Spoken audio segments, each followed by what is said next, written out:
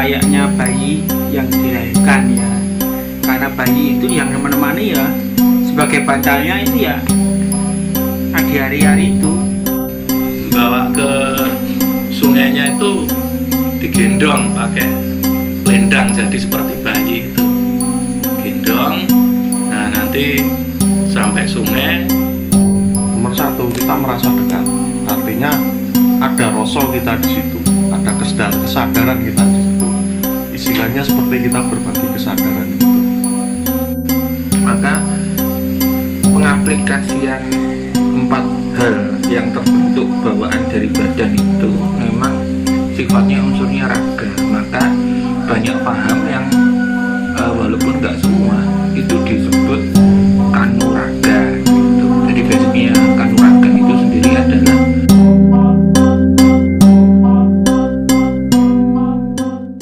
selamat datang di Cupu Channel Jendela Dunia.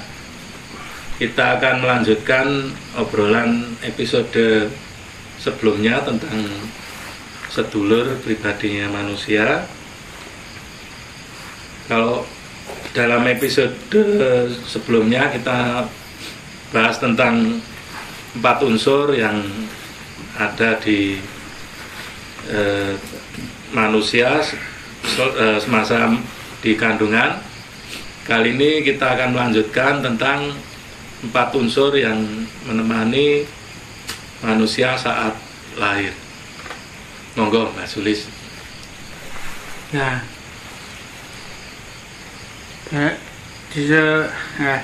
dari kelahiran itu tentu akan ada urutan tersendiri.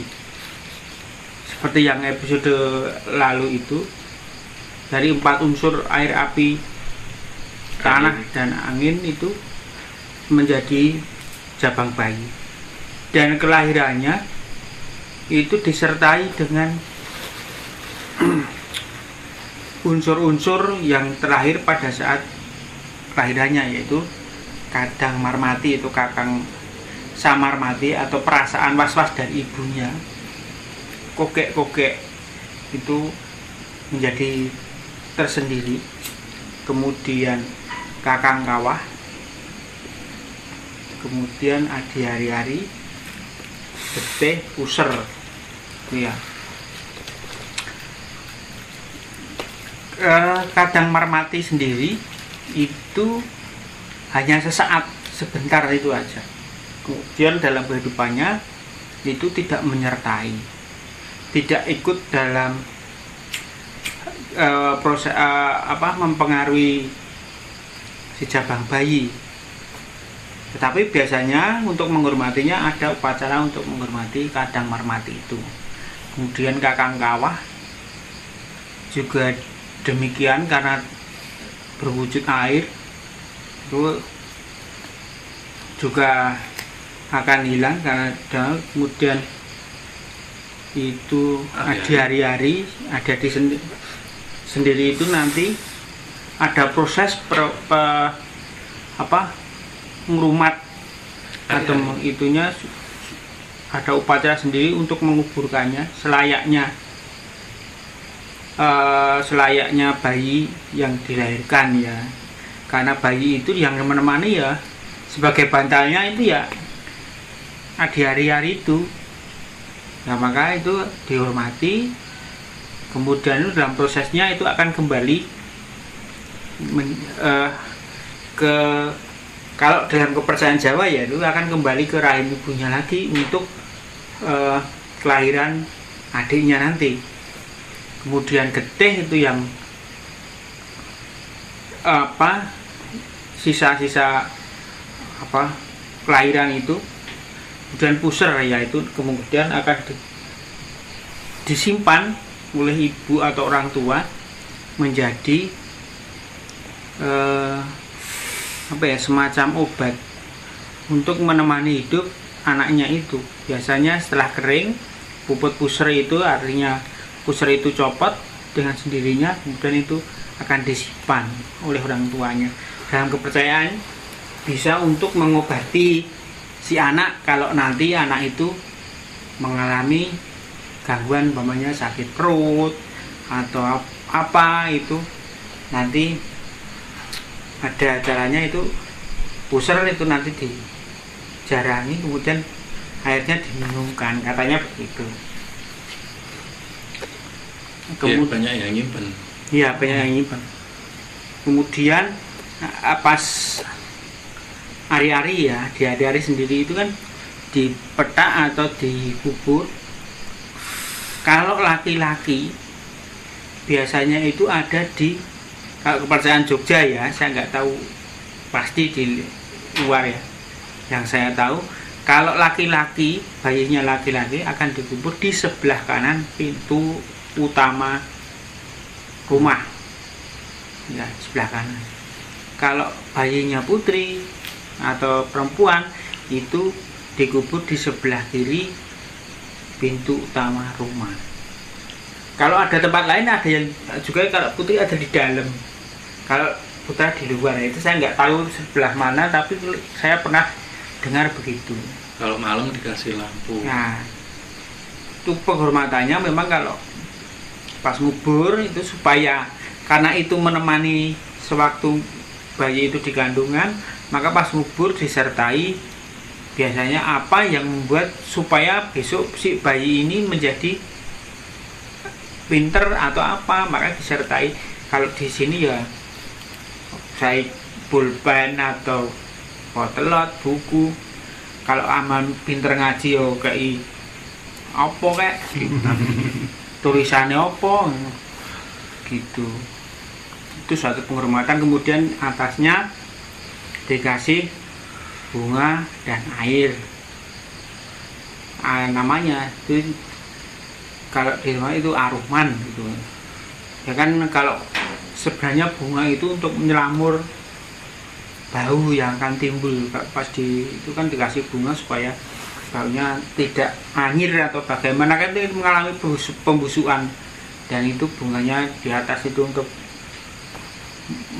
dan itu kalau malam ya dikasih apa, lampu. Itu juga pertanda supaya jalannya terang gitu, dan juga pertanda bagi warga sekitar bahwa di situ mempunyai bayi. Iya, itu pengumuman sebetulnya. Iya, begitu kira-kira Mas. Jadi yang apa, yang ikut barengan lahir itu justru banyak yang balik kembali ke rahim. Jadi kalau pengalaman saya untuk hari-hari tadi ya, sebetulnya kan itu kan sebetulnya asalnya juga jadi satu tuh, dari puser sama hari-hari itu kan, hari-hari potong waktu iya, lahiran. Kemudian puser itu nanti dia akan lepas atau putus ketika bubut, dan puputan itu juga pasti ada dibansai. Nah, untuk rumah hari-hari itu sebetulnya selain dikubur itu juga dilarung di sungai. Kalau di keluarga saya itu, bapak saya dulu biasanya pasti dilarung, dimasukin kendil, jadi dengan borampenya ya, ada bunga dan sebagainya, terus nanti bawa ke sungainya itu digendong pakai lendang, jadi seperti bayi itu gendong. Nah, nanti sampai sungai, kendilnya itu dipecah bawahnya, digolong supaya nanti tenggelam dan hari-harinya bisa apa, ya namanya dilarung itu kan bisa hanyut ke sungai, jadi seperti itu. Kalau di apa, untuk ngurmat hari-hari. Nah, tadi kan dibahas tentang sedulur papat yang menyertai kelahiran itu kan, yang pertama itu kan marmati, itu kan itu sebenarnya kan secara batiniah itu kan dia masih berpengaruh di kehidupan kita kan. Sebenarnya kan efeknya adalah ketika kita takut mati itu juga itu sebagai pengingat kita untuk berbuat sebaik mungkin di kehidupan kita mumpung masih hidup gitu kan. Itu kan salah satu fungsi dari marmati itu kan. Jadi dia memang mendampingi, tapi memang apa ya, cuma sebagai pengingat itu loh, bakal kowe mati. Nah terus yang kakang kawah itu kan, dia itu kayak, kalau pengalaman saya itu apa ya, semacam guru laku gitu kan. Dulu itu kalau saya boleh cerita pengalaman itu ya, entah tahun berapa gitu, itu yang pertama kali saya ketemu itu.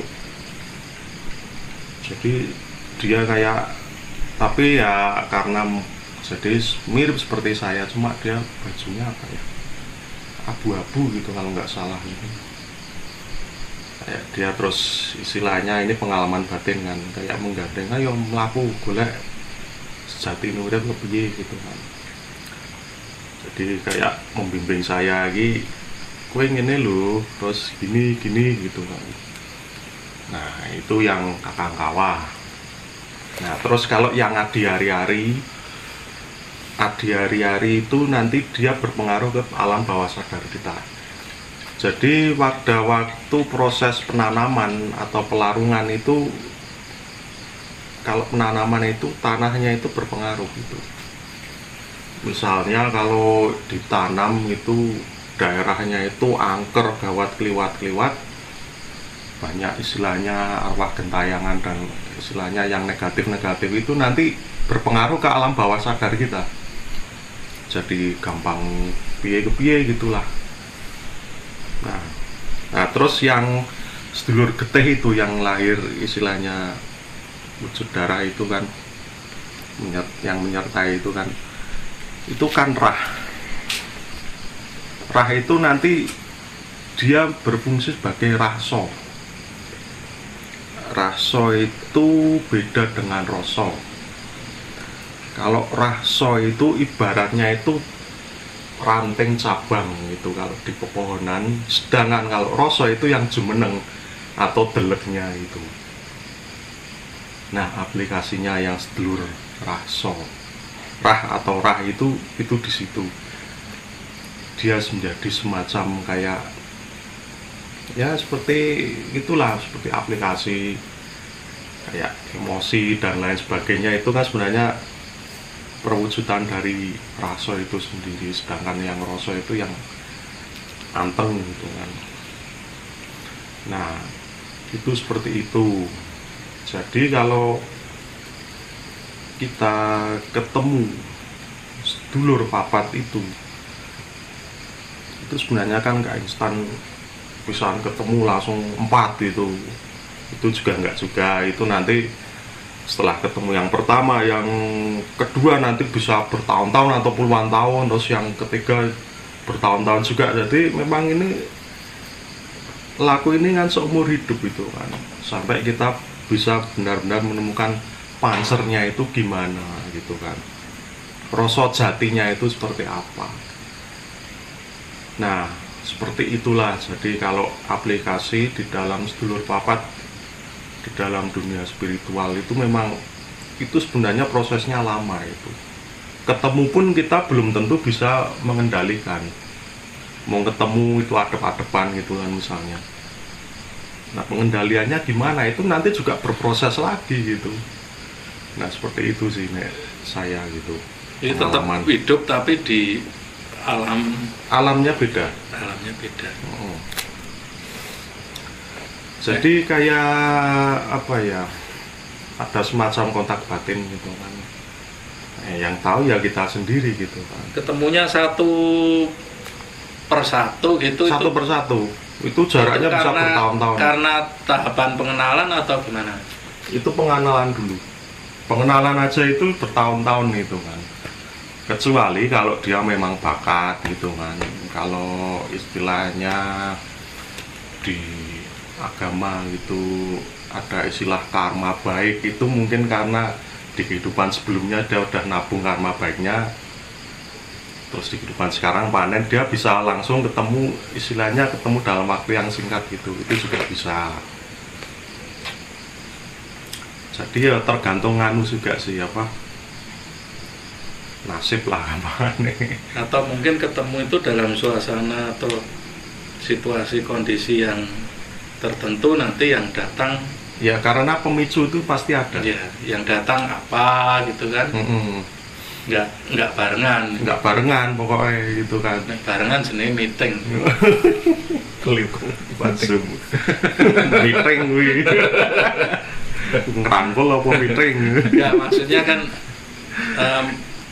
mungkin saya nggak tahu, karena di situ kan pas situasi opo misalnya sedih atau butuh solusi itu nanti, atau sedih mungkin yang keluar yang datang kakangnya atau siapa, baru kok nek butuh solusi adine apa-apa gitu kan. Iya. Mungkin bisa seperti itu kan. Jadi yang kakang kawan itu dia sangat berhubungan dengan air sebenarnya. Kalau setahu saya sih. Jadi kayak nuntun gitu loh istilahnya. Cuma ya itu memang ya karena air jadi dia bucin, gak tegaan dan lain sebagainya sebagai efek lainnya gitu. Makanya kita untuk mengendalikan itu kan sebenarnya juga butuh juga gitu. Dan itu masih berproses terus itu. Ya itu prosesnya kan panjang. Panjang istilahnya lah, jangka panjang. Ini kalau kita mau berspiritual di jalur sedulur papat, karena kan jalur itu kan macam-macam, banyak lah. Ini Mas Rino? Kalau saya itu punya pengalaman, tapi ya pengalaman ini istilahnya jangan dipraktekkan, soalnya kasihan. Jadi dulu ketika kakak saya itu menanam ari-ari anaknya itu, jadi ini AC itu airnya itu, air keluaran AC itu mancurnya itu di tempat nanamnya hari-hari itu. Nah, kalau airnya mancurnya sering, si anak bayi itu pilek. Kalau itu dimatikan sembuh. Terus saya coba, tenan po yo, saya coba berkali-kali, kok gitu hasilnya. Setelah saya punya anak sendiri, saya cari tempat tanaman, nggak asal tanam. Itu yang pertama. Maksudnya itu sesuatu kejadian yang saya alami sendiri. Terus yang kedua ini, jadi dulu kan ngontrak, anak saya lahir, itu kan saya tanam ari-arinya di depan. Soalnya kalau di Jawa Timur itu biasanya kalau yang ditaruh depan itu yang cowok, yang ditaruh belakang yang cewek gitu. Nah, saya taruh depan. Nah, ketika pindah kontrakan itu kan saya gali. Jadi dulu saya nanamnya gini, ini kendilnya saya buka, di dalamnya kan ada ari-ari sama kawah itu saya masuki beberapa buku lah di situ. Nah, saya tutup, saya bungkus lagi dengan kain. Nah, saya tanam lah. Ketika kontrakannya habis kan saya pindah rumah. Nah, itu saya ambil si kain pembungkusnya itu udah hancur, tinggal kendilnya. Iseng itu saya buka, lah kok kendilnya kosong, berarti hilang itunya, hari-hari ini awalnya beserta isinya. Loh, kok iso hilang gitu kan. Akhirnya ya saya tutup lagi, saya bawa, saya tanam di kontrakan yang baru. Itu sih pengalaman yang saya membuktikan sendiri. Maksudnya ya itu entah yang lain juga kayak gitu, saya juga nggak ngerti, atau itu terjadi memang situasional, kasus per kasus gitu. Itu sih yang saya tahu tentang. Tapi banyak kok cerita yang gitu tuh, jadi ya memang hilang balik ke asalnya. Kalau di keluarga saya pasti dilarung kan ya sudah hilang. Ada cerita teman saya itu yang prosesnya mungkin nggak sedetail Mas Agung Adi yang ceritakan ya. Jadi kendil itu dilarung. Waktu itu dia ke pantai. Awalnya dia nggak niat sewa perahu, cuman di sampingnya gitu. Lah kok kabul. Loh, kok ke pinggir lagi? Terus agak ke tengah, loh kak kabul. Akhirnya dia sewa perahu dia. Dilarung di laut sekalian. Kepercayaannya teman saya itu kan supaya kalau anak cowok jagain adoh gitu. Itu sih kepercayaan teman saya. Ya tergantung lokasi ya. Kalau di Solo nggak ada laut ya pasti di Bengawan. Bengawan. Solo ada kali gede Bengawan di Solo itu. Kalau Jogja nggak ada soalnya. Kalinya kecil-kecil. Kali Progo ya lumayan. Nah, ya Progo ya ada, nek Jogja lah. Di Kali Code. dibolong itu tetepan kalau nggak dibolong ya kampul-kampul kok mandek neng dinti malah. Ya itu teman saya kan nggak tahu bawahnya harus dibolong. Bolong nanti kan kampul-kampul terus ambles pelan udah hilang. Tapi memang ya banyak cerita itu kayak ceritanya Kang Tono tadi ya ada yang maujud tapi di dunia lain, dan cerita tentang fisiknya ari-ari ini hilang itu juga banyak, termasuk fungsi pusar tadi. Jadi buat tombo ada yang disimpan, ada yang dimakan sama orang tuanya. Iya. Main manut. Aku lali nih pusar anak-anakku biar nak kayak gini.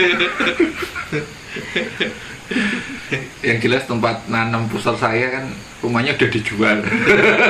Udah nggak tahu di mana. Nah itu sebetulnya ya itu kan kalau zaman dulu ya, zaman sekarang ini kan tidak semua bayi lahir itu dari Guwa Garbo yang masa dibaleni loh.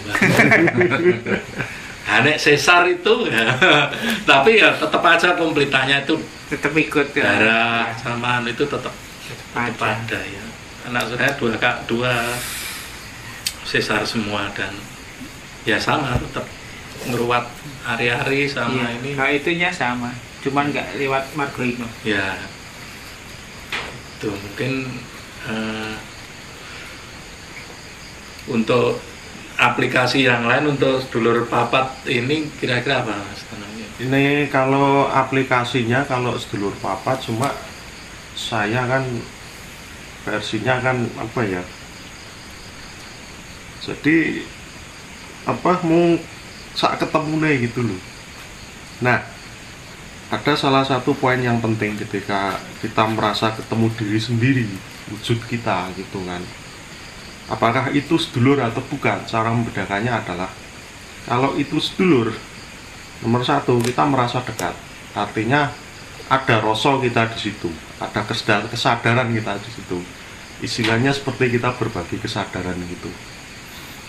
Itu sedulur kita. Tapi kalau cuma penampakanmu koyo seperti diri sendiri, terus apalagi dia sampai ngaku-ngaku gitu, itu ya kita daden-daden itulah istilahnya dari entitas yang apa numpang tenar gitu kan.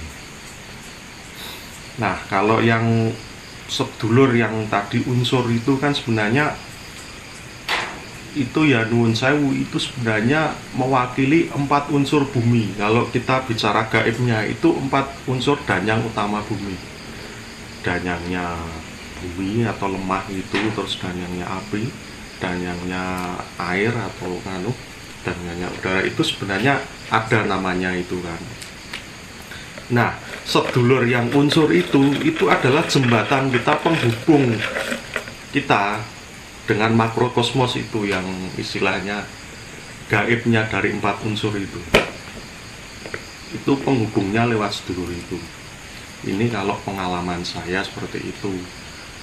Aplikasinya kalau itu lebih ke arah supranatural sih, misal untuk apa kayak nerang atau mindah hujan gitu, itu juga bisa, atau untuk narik pusaka itu juga bisa, atau untuk pengobatan itu juga bisa. Itu juga kalau kita mau fokus di situ itu bisa dilatih, dan itu dayanya bisa sangat besar gitu. Ya tentu semua ada konsekuensinya gitu kan. cuma kan kalau saran saya pribadi ya kita jangan terlalu asik di situ kan, sampai kita lupa pansernya kan, diri kita sendiri, rasa kita gitu kan, untuk menuju yang rasa jati itu kan, itu yang terpenting kan. Kayak mau ngasih dolanan kayak gitu kan. Ya iso dadi sekti, cuma ya kuwi terus kan owah gitu jalurnya. Mbak Sulis seperti Mbak secara spiritual. Ya, pengolahan sedulur papat, nah itu ya, mewakili unsur-unsur bumi, air, api, dan angin. Itu yang sering kita lihat itu banyak adalah pengolahan yang kita lihat ya, itu pengolahan angin. Biasanya itu dilakukan di perguruan tenaga dalam itu, kalau mengolah angin, memanfaatkan itu, dolas mengeluarkan itu. Sebenarnya itu kan menurut saya itu kan memanfaatkan sedulur angin itu.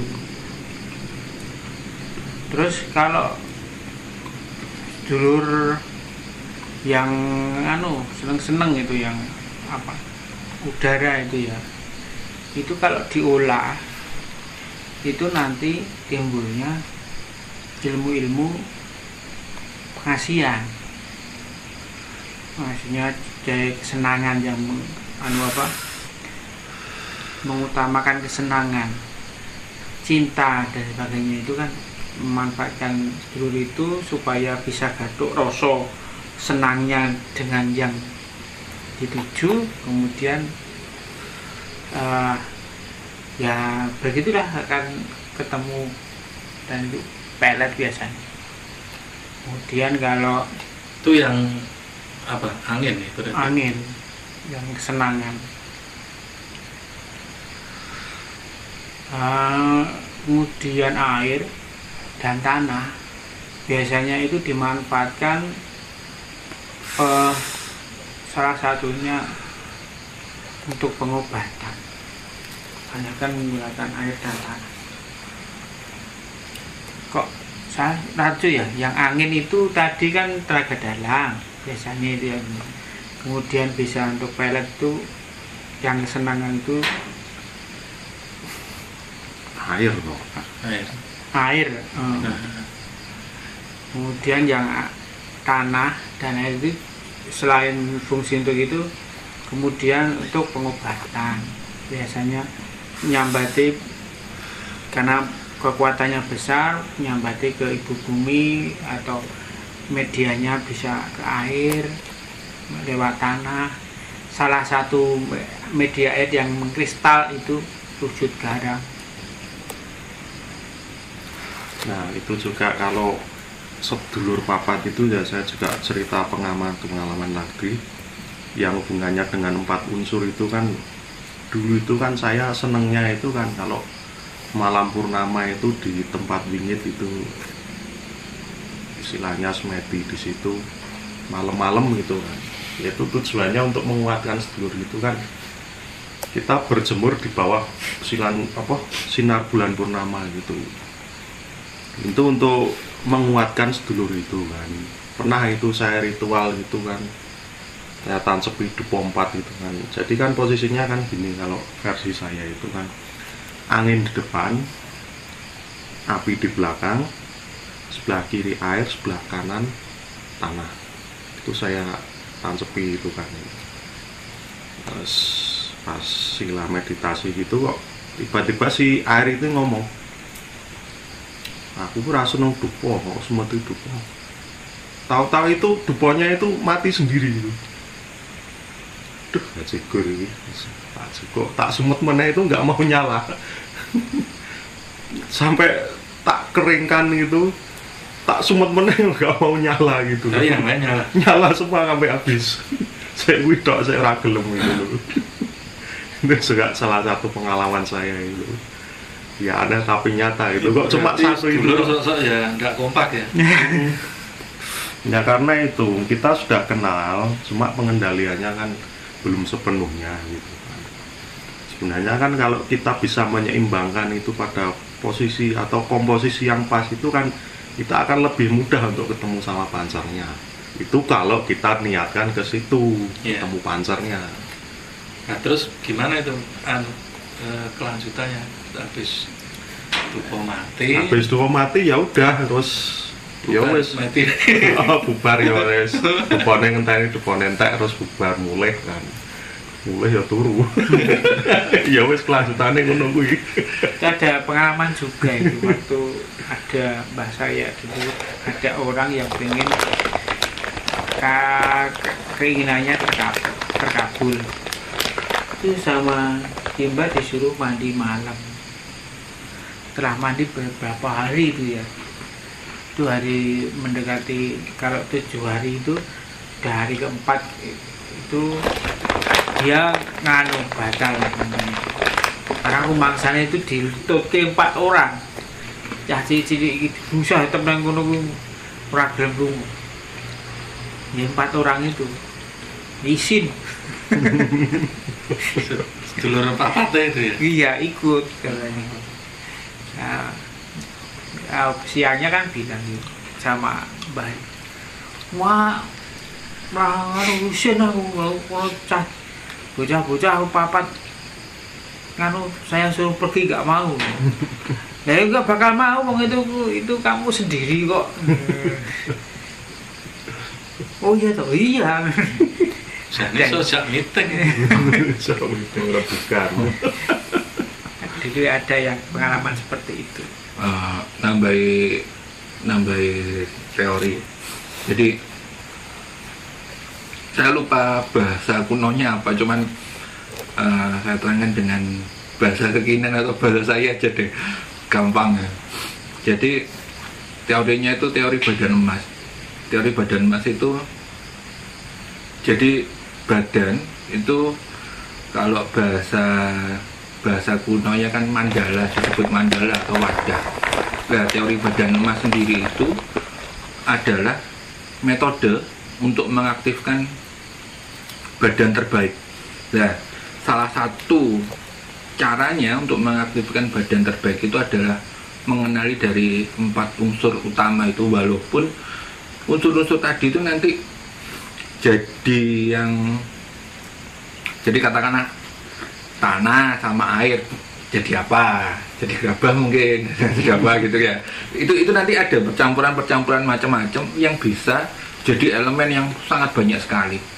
Nah, untuk mengaktifasi teori badan emas itu sendiri, terdasarnya adalah mengerti tentang 4 unsur tadi. Jadi 4 unsur tadi itu ada disebutkan sebagai energi netral. Energi netral dalam arti dia tidak ada salah dan tidak ada benar.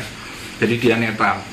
4 potensi energi yang netral. Nah kemudian tinggal setelah kita mengenali, kita membuat rumusan campuran untuk energi-energi itu sendiri.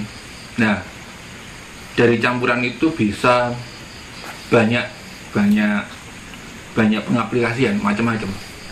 Dan itu sendiri terangkum dalam teori badan emas itu sendiri. Itu yang pernah saya tahu. Jadi kalau saya dulu diajari ya pengaktifkannya lewat cara mudra tadi untuk mencapai kemampuan si energi dasar, 4 energi dasar. Jadi energi itu kan nanti ketika bercampur jadi energi banyak banget, variannya sangat banyak sekali. Jadi kayak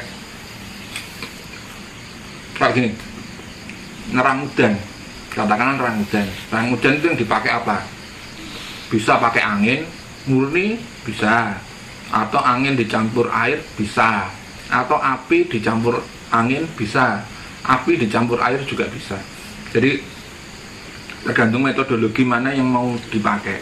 Nah, simbol-simbol yang digunakan untuk cara mudra itu adalah cara mengaktifasi energi yang dari teori energi 4 murni tadi. Itu yang saya tahu. Jadi memang ya prosesnya memang panjang. Jadi harus dikenali dulu dasarnya, kemudian dikenali watak dan sifatnya. Setelah mengerti watak dan sifatnya, kemudian kinerjanya mereka kayak apa sih? Terus kemudian berapa persentase yang harus digunakan untuk hal itu semua.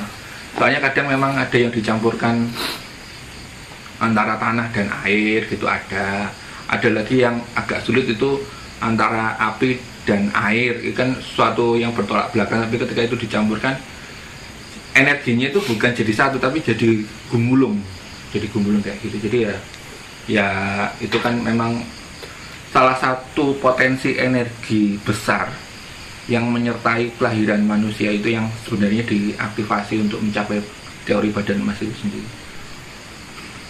Itu yang saya tahu. Ya, kalau tanah campur dengan air jadi Indonesia. Tanah air.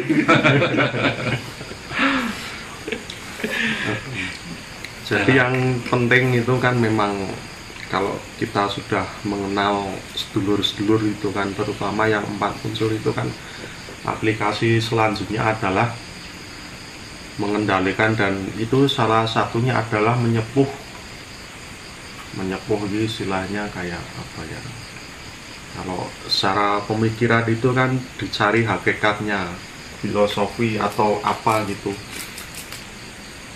dan itu yang apa yang terbaik gitu kan. Misalnya air itu kan dia mengalir dari tempat yang tinggi ke tempat yang rendah gitu kan. Itu kalau secara spiritual kan diartikan sebagai sumarah atau sumelek gitu kan. Itu untuk supaya kita kuat dalam sumarah atau sumelek itu kita harus menyepuh yang sedulur air itu. Terus angin gitu kan. Angin itu kan istilahnya kan keluar masuknya nafas itu kan supaya kita wening gitu kan. Nah, wening itu kan angin itu, jadi seolah-olah tidak ada angin padahal tetap ada, udara itu tetap ada gitu. Wening itu kan berarti angin gitu kan. Nah, terus kalau yang tanah itu kan dia anteng gitu kan. Anteng itu kan berarti dia jumeneng itu kan berarti dia tidak bergeser sedikit pun gitu kan, dan memang tidak bisa digeser gitu. Nah, terus kalau yang api itu kan dia sebagai tenaga atau sumber tenaga gitu kan. Hanya kalau ini yang api ini malah saya merujuknya kayak semacam kundalini gitu. Nah, kundalini itu kan sebenarnya kan dia sebagai sarana kan untuk menuju kesejatian, itu juga bisa lewat itu. Jadi masing-masing unsur itu kita sepuh lah sebisa kita gitu kan, untuk dibawa ke fungsi yang lebih spiritual itu. Kalau kita mau menuju ke situ, nanti macam-macam lah itu aplikasinya gitu. Kalau saya kok malah ini bisa kita hubungkan dengan obrolan kita di episode yang lalu ya, tentang macam-macam laku itu. Jadi mungkin sejarahnya seperti itu. Jadi ketika lahir itu dilengkapi 4 unsur tadi, air, tanah, udara, api itu. Kemudian ketika sudah lahir, sudah dewasa, kita diajari laku itu untuk pengaktifan ke-4 unsur ini. Jadi seperti lakoni itu kan puasa, itu kan mengaktifkan unsur api. Jadi untuk puasa, nahan tidur, tidak tidur dan sebagainya itu kan, itu pasti unsur apinya akan aktif. Nah, mungkin termasuk puasa yang dulu disebut dengan ngerowot ya, mangan polo kependem, itu kan mungkin kita lebih banyak mengaktifkan untuk menyerap unsur-unsur tanah seperti itu. Kemudian ada kungkum, itu kan mengaktifkan unsur air. Kemudian ada mungkin semedi atau lah roso, itu yang mengaktifkan unsur udara tadi. Jadi sepertinya malah nyambung seperti itu. Jadi artinya pemahaman tentang unsur yang terjadi yang ada di diri manusia sejak dalam kandungan sampai jadi jaban bayi itu kemudian akan dilanjutkan dengan lagu seperti itu. Dan memang secara ini kan memang terasa benar kalau di episode yang lalu bahwa pintu untuk api itu kan dari telinga ya Pak. Nah itu iya, itu kalau kita sering mengolah baratnya cakranya api itu reaksi itu akan terasa. Jadi ketika saya nggak tahu itu dari telinga atau tapi banyak dari telinga itu ada orang marah, orang pokoknya ribut lah, unsurnya kemarahan itu titik api di tubuh itu langsung aktif bereaksi sehingga nyebar panasnya itu katut mudeng urusannya tapi melu panas gitu loh, seperti itu. Kalau air juga gitu, ketika kungkum dan sebagainya itu ya rasanya ini yang jeruk ya kayak banyu kemerucuk gitu. Jadi semacam itu. Jadi memang unsur-unsur itu saya kira ke arah ke cakranya. Nah, penggunaannya nanti tergantung masing-masing sifatnya seperti itu. Jadi ya mungkin laku dan tirakat itu untuk kita mengontrol atau mengatur keempat nafsu yang dilambangkan dalam unsur empat unsur tadi, air, tanah, dan udara, dan api itu. Kira-kira kalau menurut saya seperti itu. Ya kan aplikasinya memang masing-masing, tapi memang ketika software itu sudah diinstal kan pengembangan dari software itu kan tergantung kita sendiri mau diarahkan kemana gitu kan. Dan itu juga sebenarnya kalau dikembangkan ya bisa lebih dari 4, mungkin bisa puluhan kalau kita mau mengembangkan di situ. Cuma ya banyak-banyak ya gopo gitu kan. Kalau pansernya ya ora bener gitu kan. Dikembangkan, dicampur-campur gitu. Oh iya, jadi kan istilahnya kan yang namanya sedulur batin atau sedulur pribadi itu kan dia yang ada yang menyertai kita pas lahir, dia yang lahir pas waktunya sama ketika kita lahir, bisa berwujud itu makhluk halus atau hewan atau apa gitu kan, itu bisa dimasukkan ke dalam sedulur kita kalau batin kita nyambung. Misal kalau saya ke Gunung Lawu atau kemana gitu, itu juga nanti bisa ketemu sedulur saya yang dilalah lahirnya pas bareng sama saya gitu. Itu kalau yang dari lahir dari bareng gitu kan. Ada juga yang sedulur itu kayak semacam titipan gitu kan. Jadi kalau ketika kita istilahnya dapat tugas itu loh, ya dari pembimbing kita gitu kan. Pembimbing itu maksudnya pembimbing gaib itu nanti kita akan dapat kayak sedulur gitu. Pertamanya wujudnya memang mirip beliau awalnya, cuma lama-lama dia mirip dengan kita. Dia akan menyertai kita, membantu kita selama kita melaksanakan tugas itu yang diberikan oleh beliau. Itu juga bisa masuk ke sedulur. Cuma itu cuma pinjaman gitu loh. Tapi beda dengan kodam ya. Kalau kodam itu kan dari keilmuan. Oh. Jadi kalau kita misal pengen ngilmu apa gitu kan, saktian gitu kan dari pelaku sendiri gitu, dengan dari keinginan kita itu juga itu namanya kodam atau perewangan gitu kan. Tapi kalau yang sedulur ini dia nggak bisa dipakai sembarangan gitu. Kalau kodam kan dia lebih leluasa untuk kita pakai, karena kita sudah membeli kan, membeli dengan laku gitu. Atau juga dia warisan gitu, warisan dari mbah-mbahnya dulu. Intinya sudah tunduk ya. Iya, cuma kalau ini kan dia lebih tunduk, yang sedulur ini dia lebih tunduk ke bosnya gitu. Dia akan membantu kita kalau kita menjalankan tugasnya sesuai dengan SOP-nya beliau gitu. Nah, seperti itu. Tapi saya juga pernah dengar ada aliran yang ketika itu kita diperkenalkan dengan sedulur kita. Nah itu nanti dulur ini saya buka wadi gitu. Terus muni dan sebagainya supaya kita perbaiki diri lah, supaya sadar seperti itu.